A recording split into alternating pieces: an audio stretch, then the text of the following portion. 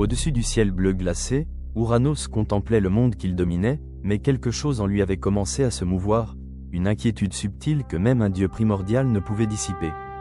Depuis que les titans avaient grandi, depuis que les cyclopes avaient ouvert leur œil flamboyant, et depuis que les hécatonchires étaient apparus avec leurs 100 bras, une fissure imperceptible s'était formée dans le cœur du dieu ciel.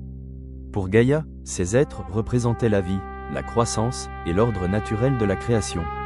Mais pour Ouranos, ils devinrent des ombres de plus en plus vastes, des présages d'un avenir qu'il craignait de ne plus pouvoir contrôler. À mesure que chaque titan gagnait en stature, que chaque cyclope brillait comme un soleil inachevé, que chaque bras des hécatonchires s'étendait tel un pilier d'un cosmos nouveau, l'angoisse d'Ouranos se resserrait autour de lui. Il craignait leur puissance, craignait leur différence, craignait même la possibilité de perdre le trône céleste. Et lorsque la peur s'enracine, l'autorité vacille. Ouranos ne vit plus ses enfants comme des êtres vivants, mais comme des menaces grandissantes, dévorant peu à peu la voûte céleste qui lui appartenait. Cette nuit-là, le grondement étouffé des hécatonchires monta des profondeurs de Gaïa, semblable à un tonnerre emprisonné sous la pierre. Au lieu d'entendre les cris de douleur de Gaïa, Ouranos n'y perçut qu'un signe de danger, l'avertissement d'une possible destitution. La peur obscurcit tout jugement, le poussant vers son premier acte de véritable cruauté. Il enchaîna les hécatonchires, les précipitant plus bas, toujours plus bas, dans les ténèbres les plus profondes du corps de Gaïa. Les cieux frémirent, la terre trembla, et Gaïa gémit comme si on la déchirait. Mais Ouranos sentit un bref soulagement, persuadé d'avoir sécurisé son règne, ne serait-ce qu'un instant.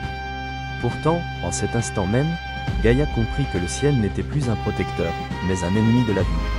Sa souffrance cessa d'être une blessure, pour devenir un feu souterrain, rampant sous la croûte terrestre, accumulant sa force, attendant le moment de jaillir.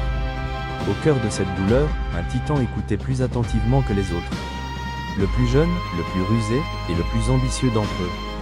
Cronos, avec un regard aussi tranchant que la fossile de pierre que Gaïa lui remettrait un jour, savait que l'ère d'Ouranos vacillait, et qu'une nouvelle époque pourrait naître si lui osait agir. La peur d'Ouranos, loin de protéger son trône, traça sans le savoir la voie de sa propre chute.